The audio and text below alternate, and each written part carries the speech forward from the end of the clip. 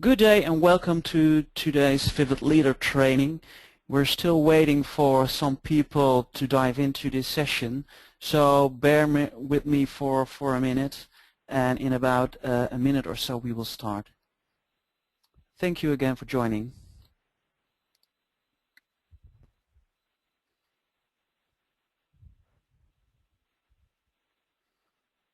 Thank you again for joining. I see the attendee number going up. That's great. That's terrific. We will start in half a minute or so. Thank you very much for joining.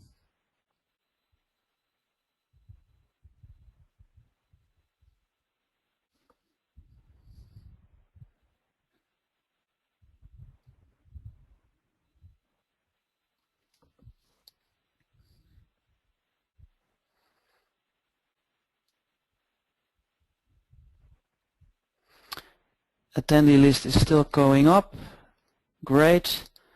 We will start in 26 seconds. Thank you very much for joining.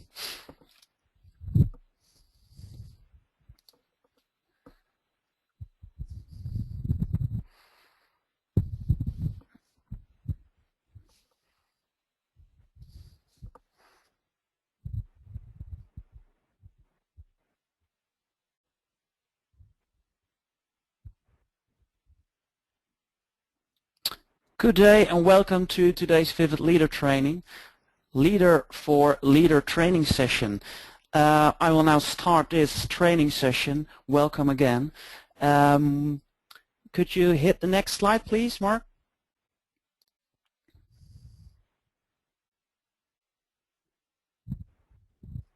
Today's training is hosted by myself, Martijn Stuyver, Vivit Director for the chapters and special interest groups, and also prepared together with my colleague Laura Walker, a Vivit Director for Education, and also a well-known Vivit leader in the US area. I would also like to take the opportunity to thank Mark Herbert and Scott Anderson for spending time with us today, sharing their best practices and experiences as chapter leaders and event coordinators. I appreciate the time and effort you both take to prepare and conduct this presentation. Great, guys. Thank you. But before we start, I first need to take 10 minutes for some housekeeping and some Vivit announcements. So bear with me for 10 minutes to be able to explain you the housekeeping items and some interesting Vivit activities.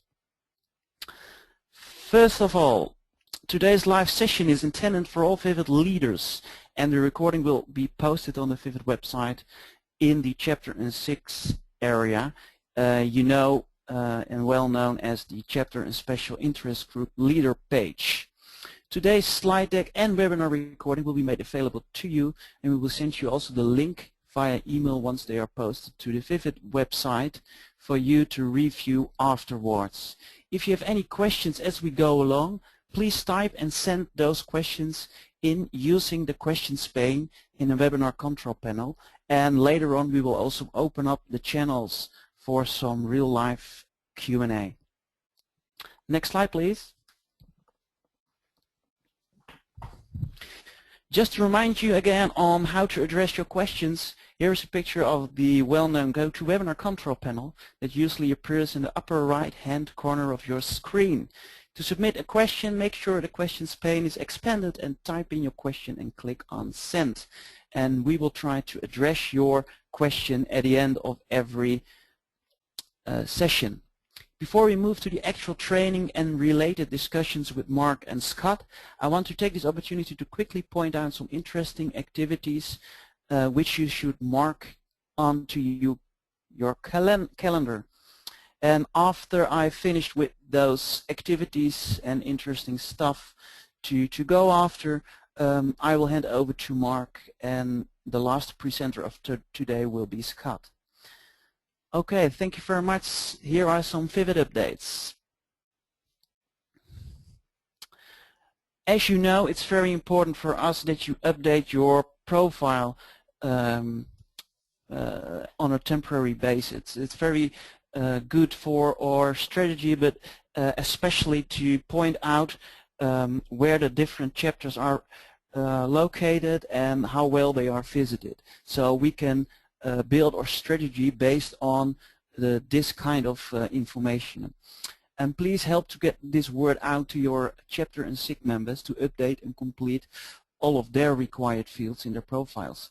And they will automatically be entered into the prize drawing, and there's still one prize drawing in front of us on May the 1st to win a Real Beats by Dr. Dre solo.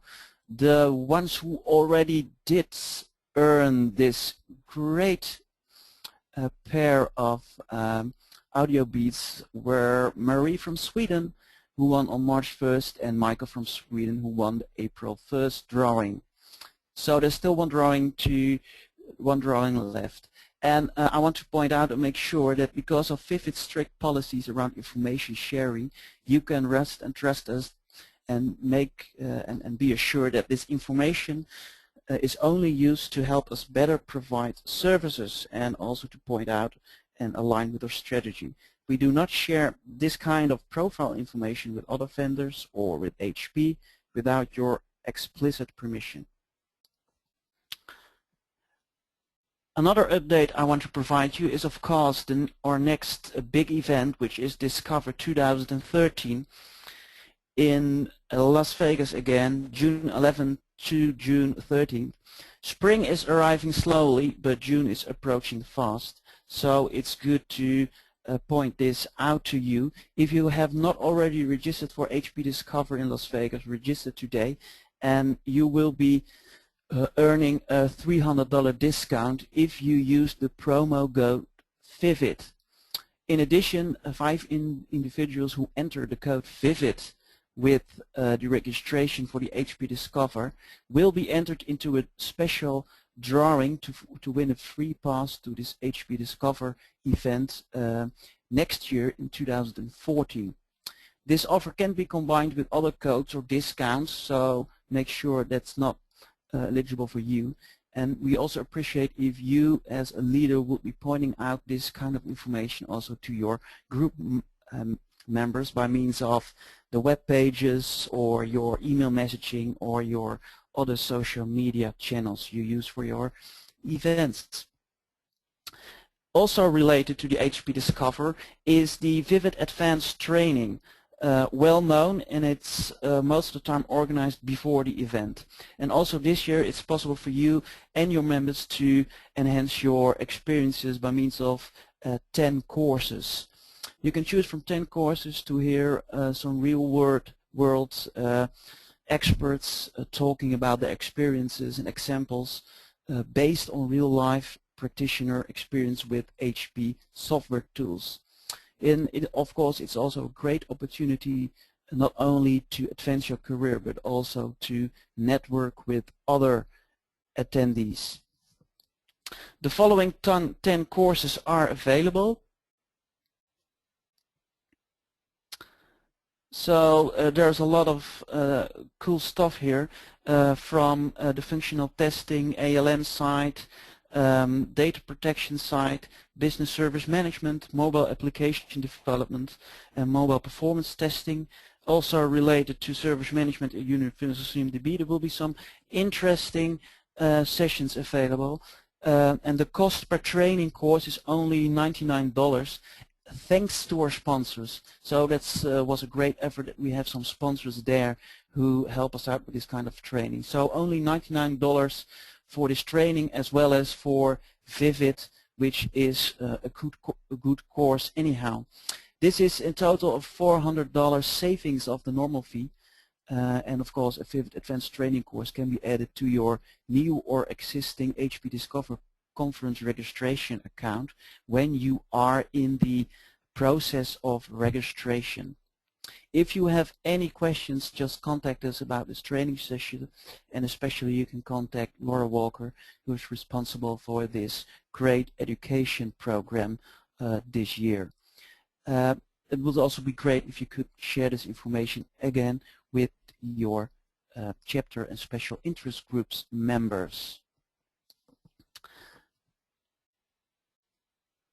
Also related to this event, of course, is the award presentation for the Americas, based on the Leader of the Year Award, the Champion of the Year Award, and the Speaker of the Year Award. For those who did not nominate anyone yet, it's still possible to nominate someone in the coming 3 days. The nomination will close at April 22nd. Yeah, 26th, I'm sorry, about the Leader of the Year, which is very interesting and eligible for those who organize interesting events as a local chapter leader as well as a special interest group leader.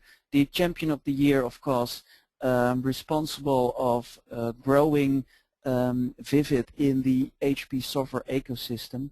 Could be HP employees, partners, clients, consultants, or other parties supporting Vivit in this area. And last but not least, of course, the Speaker of the Year Award, which is for those outstanding presentations which you organized or which you attended at your own events or at other events. So please nominate those people before April 26th. Last but not least, some other last things to mark in your calendar. Besides the HP Discover registration and the advanced training sessions and the Leader Awards, we also have upcoming the elections for new Vivit board members. So a couple of directors will leave the board, and pretty soon you will be receiving a message to nominate possible people to join the board. So there also are already some candidates available, and the only thing you have to do in April and a part of May is voting for the right people on the board, or at least for the people you think will be representing Vivit the best way as they can. Last but not least, the next chapter and special interest group leader meeting is scheduled for May 14th. So please mark your calendar, and we will meet up again at May 14th for more information from also the strategic and operational side of Vivit. Well, I would now like to introduce a little bit more to you Mark Herbert and Scott Anderson. Mark Herbert is Arizona chapter leader and was Leader of the Year at Vivit for the Americas in 2012. Mark is a software quality engineer leader with over more than 20 years IT experience, including 13 years as a software quality engineer specializing in test automation. He works with Dignity Health as the Quality Center technical lead. And also with us, and he will provide some in-depth information on his events, is Scott Anderson. He is operating as a leader at the Iowa chapter for more than 5 years now, and he was able to expand his group together with his co-leaders. He works as a senior automation engineer at Aviva and brings more than 13 years of quality assurance and testing expertise on the table. So it's really great that you both, Mark and Scott, are today with us to speak about your experiences in getting people to your events and organizing your events. So Mark, could you please fill us in on your chapter and event approach? And hopefully we will all learn about the best practices both Mark and Scott uses. Yes. Hi. Thank you. Thanks for giving me the opportunity to speak, folks. For those of you that I've not yet met in person, I'm Mark Herbert. I've been involved with Vivit, well, actually going back earlier than that, of course, Mercury user groups, for those that come from the Mercury side that remember those. I started the one back in Pittsburgh, Pennsylvania when I was residing there in 2006. And then when I came here to Arizona in 2008, got involved with the chapter out here, and it's been with that ever since. So I'll do the best I can to convey how things work for us. We've been meeting quarterly, You know, again, since I've arrived here in 2008 and gotten involved with the chapter out here in Arizona. And although I come from the quality side with, you know, Quality Center or ALM as it is now, and the functional testing tools and load runner and such, we also have a fair amount of membership that come that use other HP solutions, such as the monitoring, you know, and the application side software. So we do our best to kind of mix up the topics and get a bunch of people involved, as you'll see here over the next few minutes as I communicate how we run our chapter out here. So I'm going to basically talk you through the process of how I prepare for a meeting. Some of this may not be, you know, new information to you, but just to give you an idea of how it goes for us. I would say on average we have about 25 or 30 people that show up fairly regularly. Our chapter is larger than that, but we seem to get a consistent turnout of that. It really depends on the topics and folks' personal schedules, but nonetheless, the first thing I tend to do when preparing for a chapter meeting is go back and look at feedback received from previous meetings, starting with the most recent and even back a little further than that if necessary, to look for what topics folks are interested in, what solutions are they using, what problems are they wrestling with those solutions from HP that they might want some more insight about. You know, whether it be from the feedback forms that I give out at the chapter meetings themselves or emails that come in between meetings, or I also use our forum capabilities on our chapter website to my advantage to post, you know, discussion topic there and ask people to leave feedback.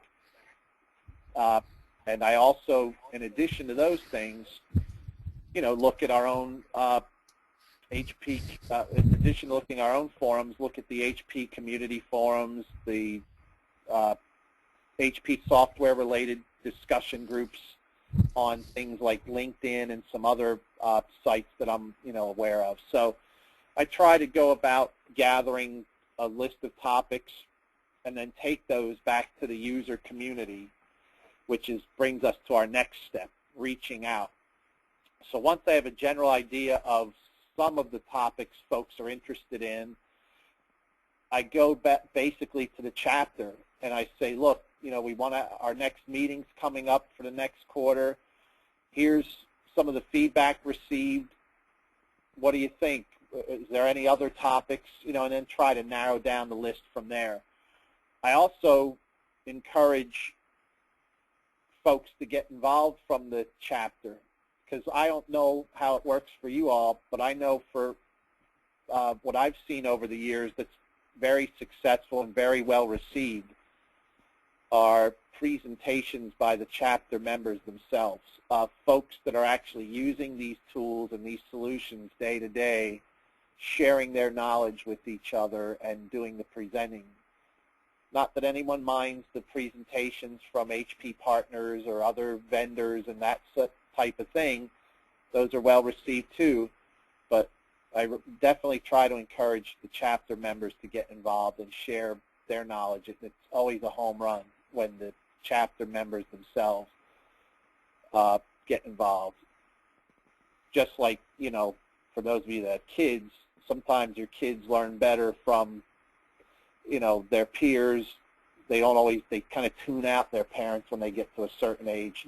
So that could be a good thing or a bad thing, but, you know, nonetheless, having our peers kind of teach us what they know and show us is always a big thing. The other thing I tend to do at this point is also reach out to anybody and everybody that I have contact with. In the HP community, that would be our marketing and sales reps here in Arizona, or that are responsible for covering Arizona, to make them aware of our upcoming event, see what kind of assistance they can lend. They're always willing to give a hand. Also, HP partner companies, knowing who your partner companies are that service your area or that you just know in general. I have relationships going back to my days working for at the time, Mercury partner company that I maintain today, and I have some of those folks come out and help at our chapter events once in a while, even though geographically they're not located here.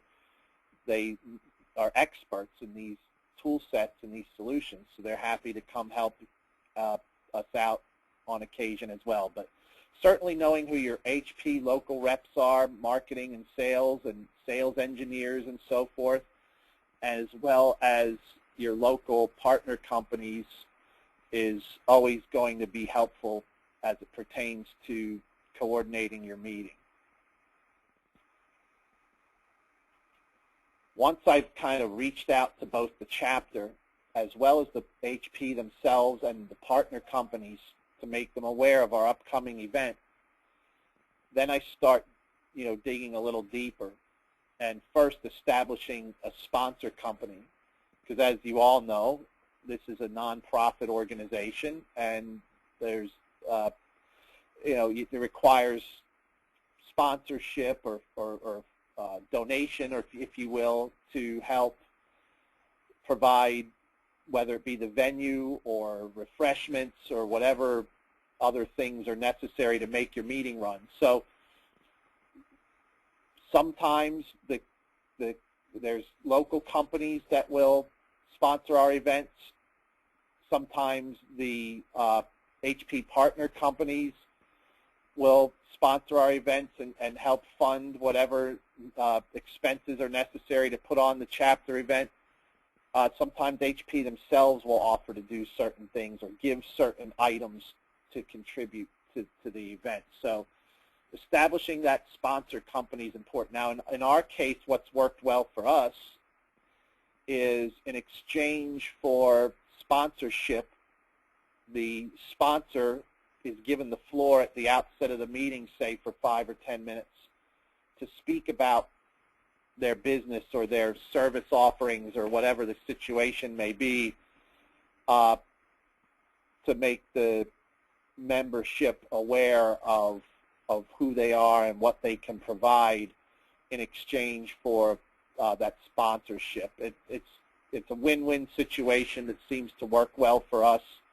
They help fund our event, and they get to network with our membership. Once I have aligned on who can help sponsor our event, sometimes it ends up being the same person, or sometimes it's a different organization. We establish a venue. I've not yet, in my experience, have had to rent anywhere, so knock on wood, that's been successful. Most of the time what ends up happening is one of the member companies in the area opens up their offices to us to have their meeting there. Most recently it was Blood Systems here in Arizona, which is a company that's involved with blood donations and such. Other companies in the area, Discount Tire previously, Apollo Group, other places of that nature here in the local area in Arizona have opened their doors to allow us to hold our meetings there. So that seems to work well. And again, they are given the opportunity at the beginning of the meeting to elaborate on what their company does, and I encourage that, because I also ask them to kind of share what HP solutions their company uses and to give a little overview on their experiences and that kind of thing. So that always helps and is well received also, is to have the member companies provide the venue and then share a little bit about what they do with the HP solutions. I mentioned this a little bit, but now once I know, okay, we're covered with a venue, we have funding for the meeting through a sponsor, let's, again, identify the presentation topics and line up the presenters. And as I mentioned previously, I love to get the customer-driven or member-driven presentations. Those are always a big hit with the audience. But again, I'm not opposed to, and it's also well received to get HP partner companies or HP themselves or other experts with these solutions or integrations with other third-party tools to come out and kind of share what they've done and what they can do and what they can provide. So depending on the topic and where the expertise lies is how we arrange our presentations. And again, the more I can draw from the membership community to share their expertise is what I try to do as a first step, and then bring in other folks like HP partner companies and so forth from there to share their experiences and to drive the presentation. As far as promoting the event, it's pretty much more of the same. I mean, leveraging your chapter website and the email capabilities, email blast capabilities from your chapter website. Definitely letting your local HP representatives know that you have an upcoming meeting and encouraging them to share with their customers who may or may not yet be Vivit members that we have an event coming up. You know, other places where Vivit has a footprint in social media, you know, whether it be on LinkedIn or something of that nature, kind of letting that be known there as well. You know, just getting the word out and as far out in advance as possible, and sending, you know, maybe weekly reminders up to the week before the event, and going from there. And so that's how we end up getting the word out, and it seems to work pretty well so far.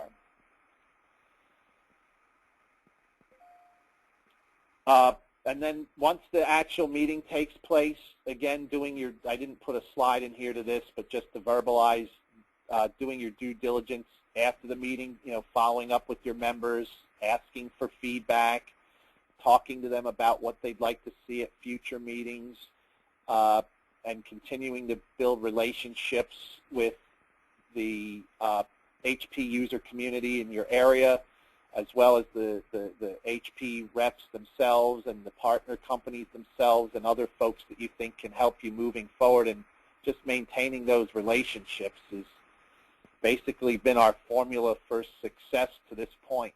Other than that, I again appreciate the opportunity to speak to you guys today. If anybody has any questions, I'm more than happy to address those, or afterwards, if you happen to think of one later today or another day and want to get a hold of me, you know, my email is here. You're free to reach out to me at any point. But yeah, any questions?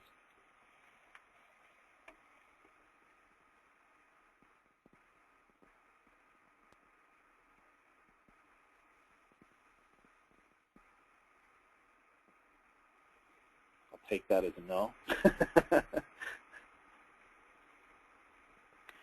Mark, I don't see any questions. Oh, wait, here's one. Hold on.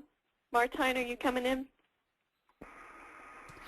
Yes, I am. Mark, I've got one question. You did line out some good practices. Are there also some don'ts? So let's say, what did you learn not to do organizing events? What did I learn not to do? That's a good question. I would say one of the things that I've found to be challenging is I guess it involves getting the commitments. I've unfortunately had a couple of situations where somebody committed to present and then backed out. So you definitely want to have a backup plan, if you will. And I probably should have mentioned this in the slide deck, but that's a good question. So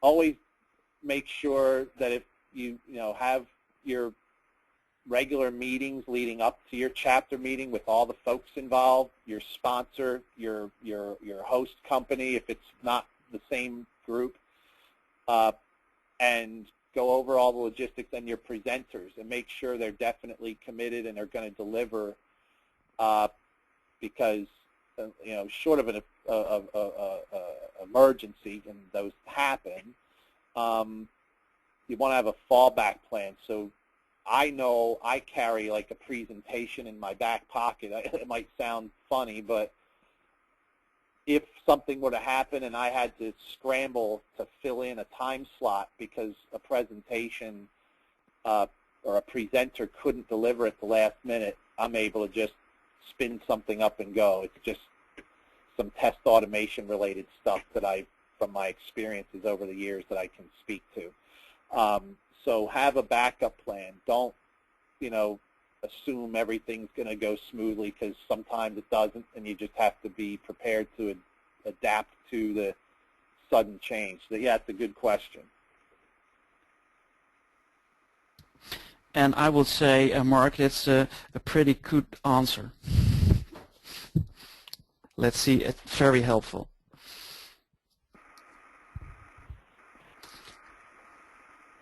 Well, thank you very much, Mark. Okay, good. No, thank you guys. I appreciate, again, the opportunity. And if you think of anything or need any help moving forward, definitely don't hesitate to reach out to me. Thank you.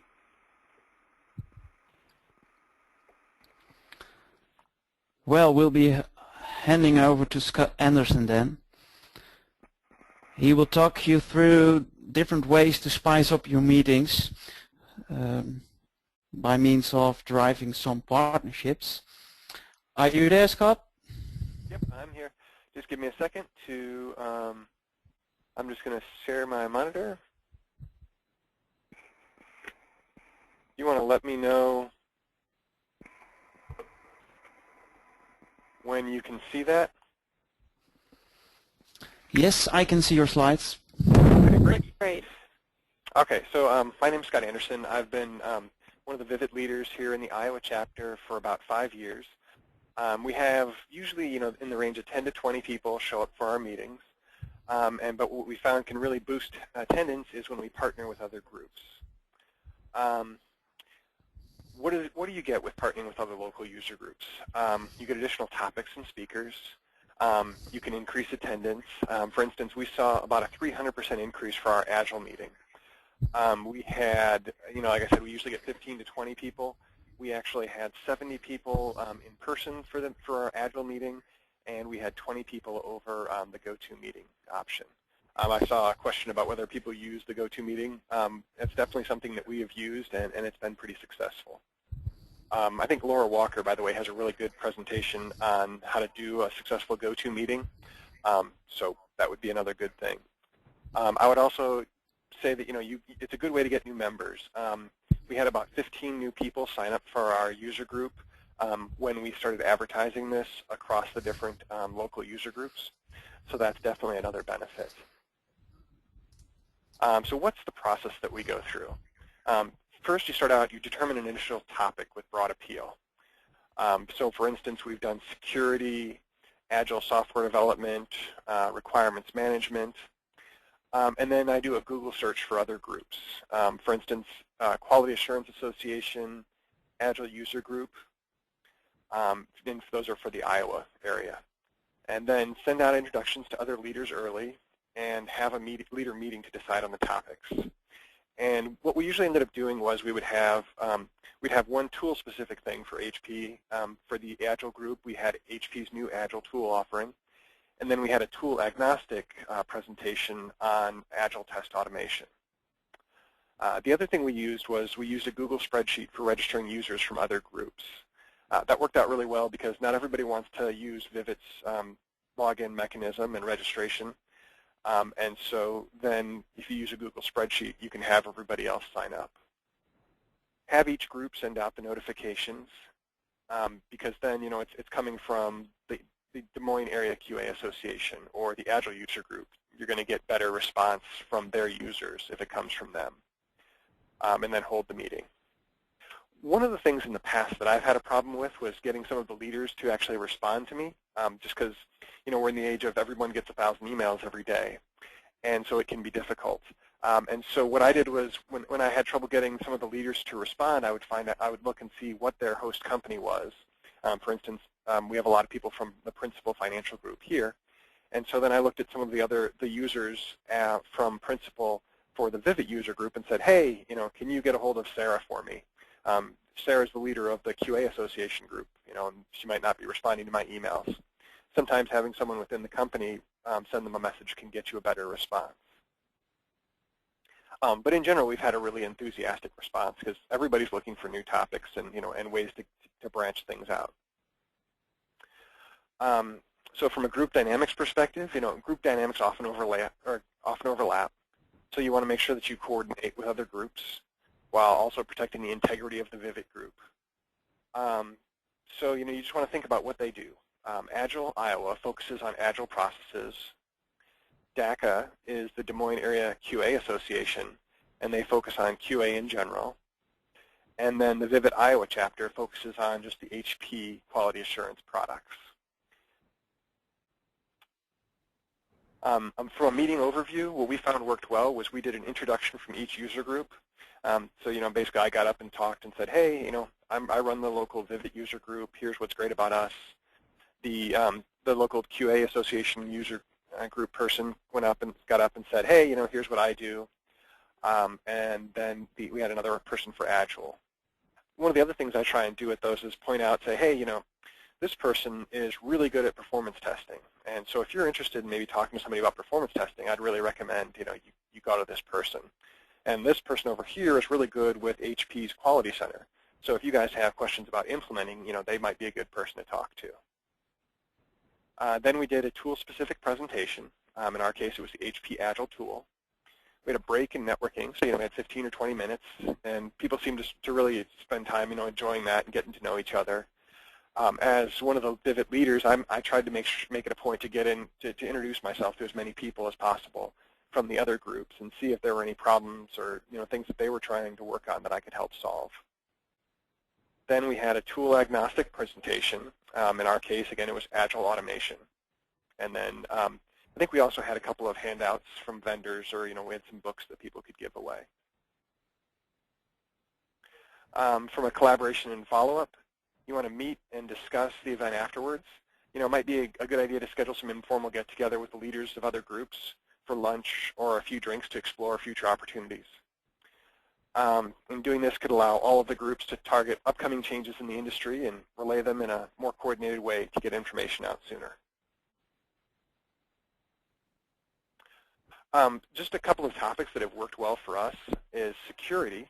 And what this was, we had HP present on their security suite, and then we had a security guy that presented at the HP conference about integrating QA into a secure development lifecycle.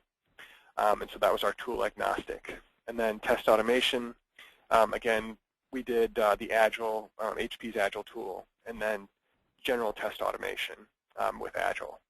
I've also given a metrics and reporting presentation where I show what we get from Quality Center and how we customize it. But the general idea of metrics and reporting is generally well received, and everyone needs to do that. So I kind of ran through that a little quick. So that was, if you have any questions and answers, or questions or answers you want to provide to us, now would be the time.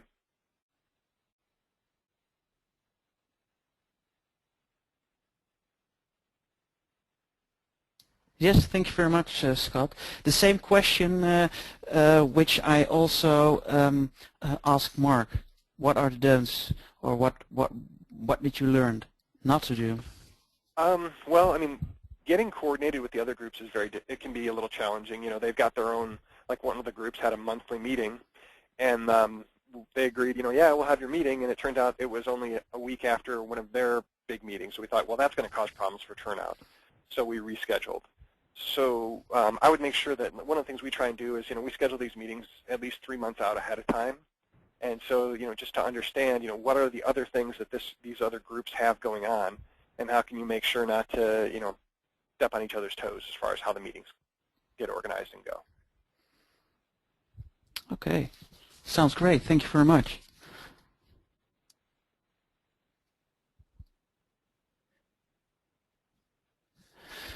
We did receive some questions, which are quite interesting.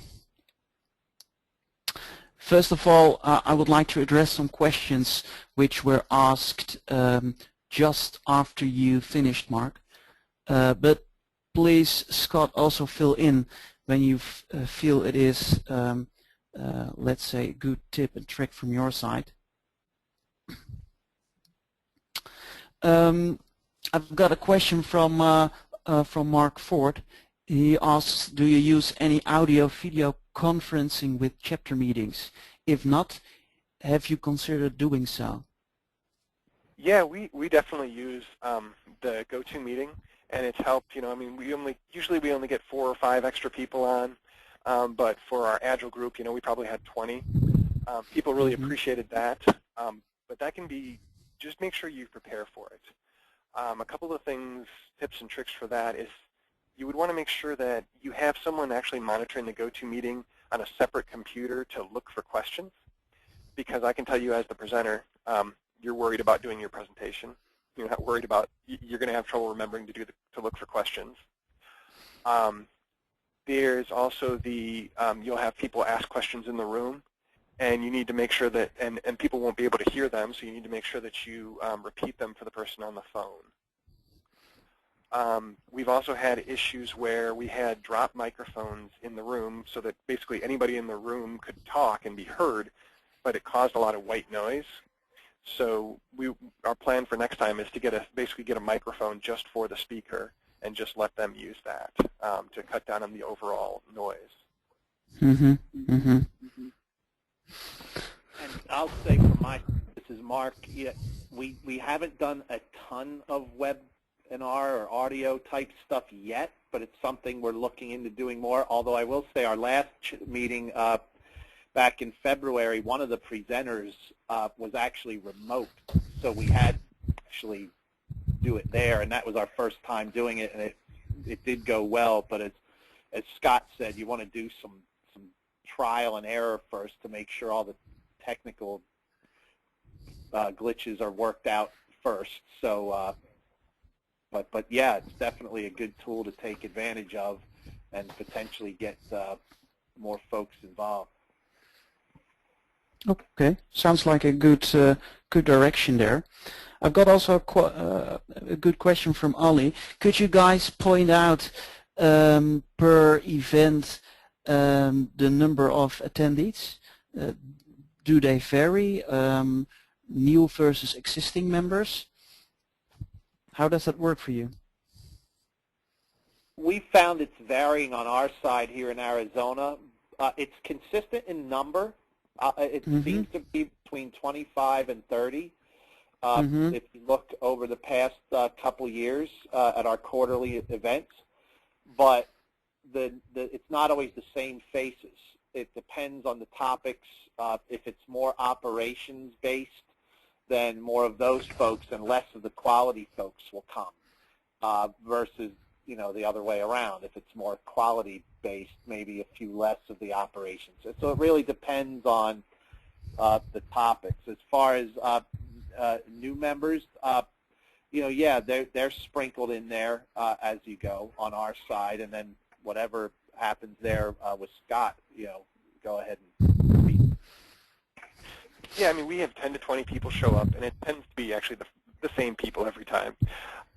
When we do, one of the things that's helped to get new people is we make sure that our HP reps in the area know about our meetings and help to promote them. And then I make a real concerted effort to, if there's a face I don't know, to go up and talk to them myself and see, what we can do to help. Okay. Hey guys, and do you both know or have in mind how many Vivit members there are in your local area? So can you compare it, the attendees, with the number of members in your area, or is that not really something you look into? We have about this is for Iowa. We have about 100 people on the list, I think. So we get 10 to 20% turnout. Okay. Well, that's quite Yeah, good. I'm in the same boat here in Arizona. There's slightly over 100 registered members, 120 or thereabouts. So, and again, 25 or 30 come out depending on the topics.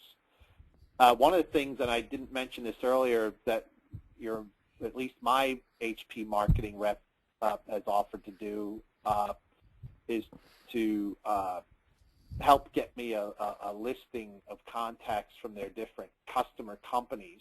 So I'm assuming they'd all be willing to do that across the board if you ask. You know, so then that way you can maybe try to meet and work with the right people to let them know that, you know, our organization exists and here's what we do and here's what how we can help you and that kind of thing. So. Okay, yeah, that sounds like a great advice. There are some connections in which we are nowadays also, our name or a Vivit name is available in different kind of purchase cycles as well as training cycles, but it still is probably a very good idea also, if you know your local sales rep, to team up with them and make sure that they know or mention Vivit as a good opportunity to share experiences. Okay, another question from Russell. Any suggestions for how to reach out to people in your area who use HP software but are not Vivit members? How do you get in touch with them? For us, like I've said in my presentation, your biggest ally is getting with HP, getting with their representatives, and getting with their partner companies that service your area and say, hey, how can you help me get word of our group to your customers? Aside from that, and using social media to your advantage. For example, LinkedIn has some HP software related groups out there and kind of spreading the word that way. You know, I haven't gone as far as to do any local advertising in newspapers or other publications and such to this point. I guess that's something I can think about and talk about with others. But the leaning on the HP and their partners and their sales force, their marketing folks, the partner companies, and having them help me get the word out to the customers is good. But I actually thought it was cool what Scott mentioned about reaching out to some of the other user groups that may be not HP specific, but partnering up with them and getting some interest from their folks was a neat strategy. I like that. That was pretty cool. Okay, great. Another question is, have you ever also, for new exposure, used other channels like meetup.com to help with additional exposure? I've not tried that one yet, but that's good. I'm going to make note of that one. Meetup.com. No, I've not tried that one, but I'm open to any of that kind of stuff. That's not a bad idea. I'll check that one out. Yeah, it's coming from Paul Peisner. Thank you, Paul. I see the one about webinars being recorded. The sound quality can be kind of a pain to do that, honestly. I mean, the sound quality isn't great sometimes. So I've never really seen it where it's that valuable. Because like what we're doing now, it's totally dedicated to being a webinar, and so everyone is on, and you can see, you've got really great sound quality. I don't know how much value we would get out of recording them, honestly.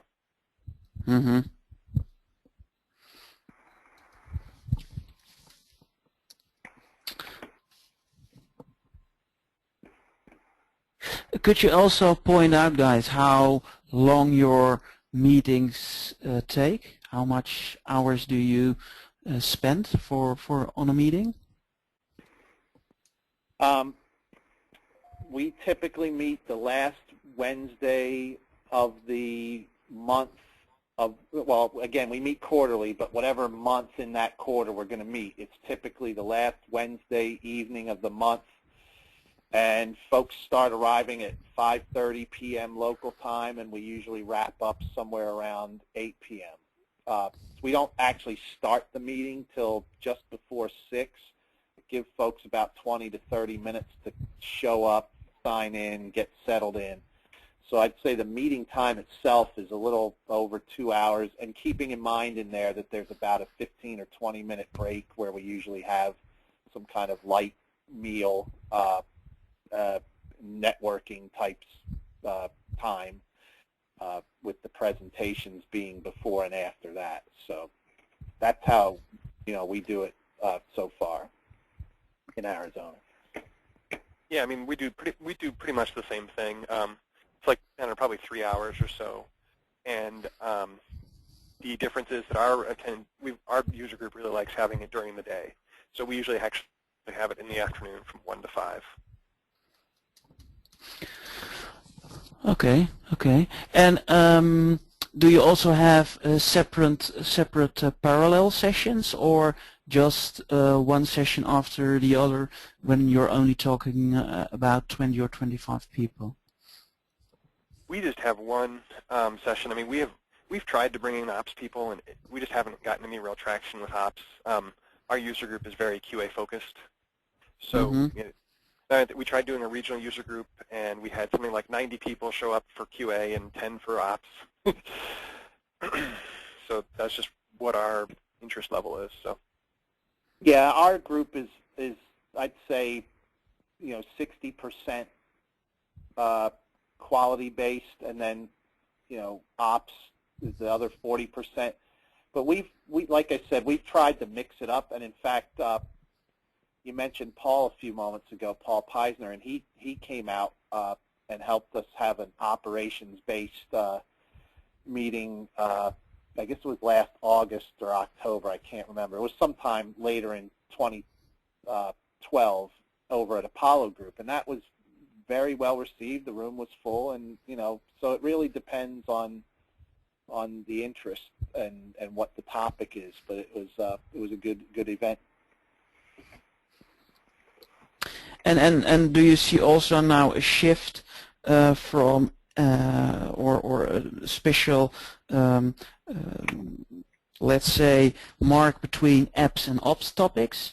One of you did already mention something about it, but do you see a kind of development on that area in your meetings? I'd say most of the feedback I've gotten, there's definitely been over the past, say, 6, maybe 8 months, more interest than in past years on some of the operations topics and asking to have those be discussed, or even non-traditional QA type stuff, even if it is still quality in nature, like getting more into, for example, mobile testing and things like that.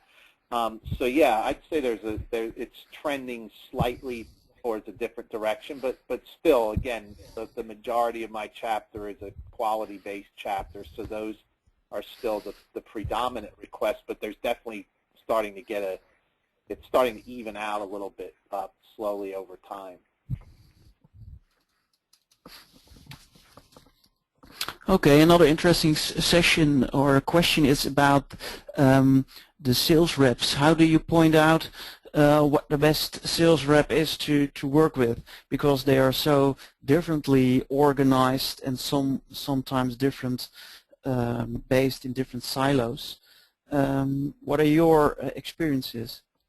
Yeah, I'll talk from my perspective, and Scott may have a different opinion or different experience, but I had, I guess, the benefit, if you will, of, like I said earlier, working for, at the time, Mercury Partner Company as a consultant and trainer and so forth, and I've maintained a lot of relationships over the years and continue to build relationships.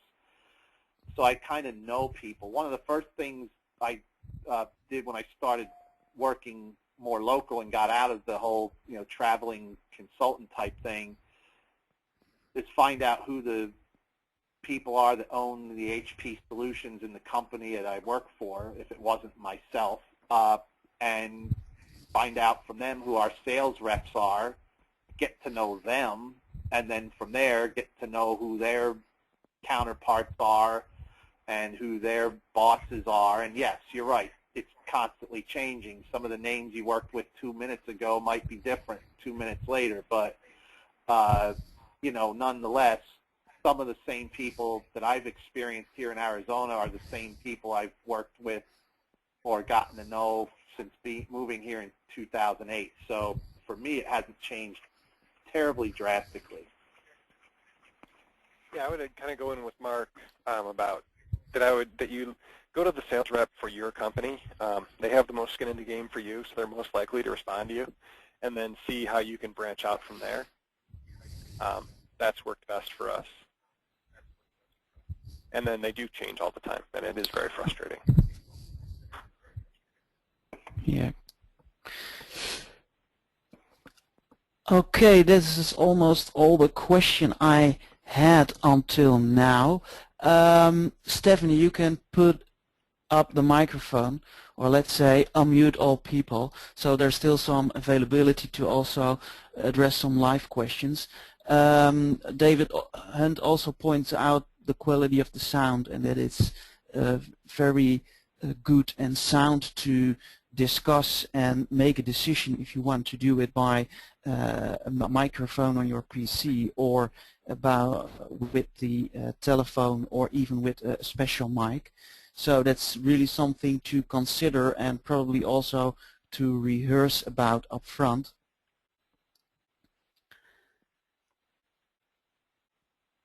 Does anyone have a live question? To ask a live question, just push the raise your hand button, and then I'll be able to see you and I can unmute you if you'd like to ask a live question.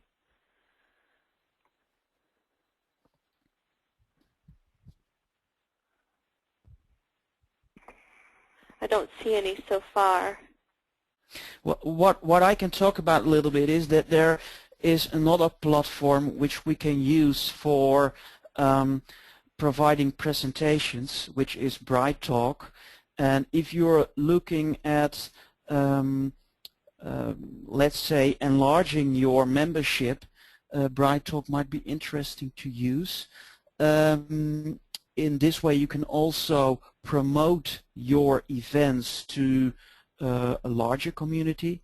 It could be tied into different kind of channels. We have a Vivit channel, but there are also some channels on BrightTalk available which are topic specific, like agile, cloud, business intelligence, big data, for example, or some interesting operations and testing and quality topics. So it might be interesting also to use BrightTalk. This, at the same time, what an advantage of BrightTalk also will be for you is that the recording is immediately available directly after your presentation, and that you can also track people who did watch your recording after your presentation. So it will not only be available on the Vivit website, but it will be more interactively available on the BrightTalk channel of Vivit, as well as other channels if you would like to promote your presentation to a larger audience. The disadvantage of this tool so far at this moment is that it's not possible to share applications and to share screens. So you have to upload your slide set up front, and then you can perform your presentation. But for those who are, for example, starting with a chapter, which I personally did with the Business Intelligence Special Interest Group, it's a quite good tool to immediately grow your membership, or at least promote your events to a larger audience than only the Vivit members, which are tied into your special interest groups and chapters so far.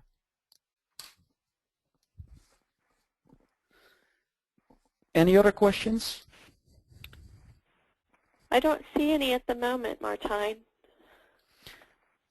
Well, last but not least, it's the top of the hour, so let's close this session. First of all, I would like to thank you for attending this session, and of course this recording will also be available on the website. You will receive a link, Please also mark your calendar and your activity lists based on the votings and the upcoming activities in which we really need your support as well as the support of your members. And last but not least, I really would like to thank Scott and Mark in providing some very interesting insights in how they organize their events and some very interesting tips and tricks. Scott, Mark, thank you very much. I think it was very helpful. At least from my part, it was very helpful also in organizing events for myself in the future. And again, this recording will be available in the future. And please stay tuned for new training sessions and next meeting on May 14th. Thank you very much for attending, and thank you very much, Mark and Scott, again, for presenting your insights. Thank you very much, guys.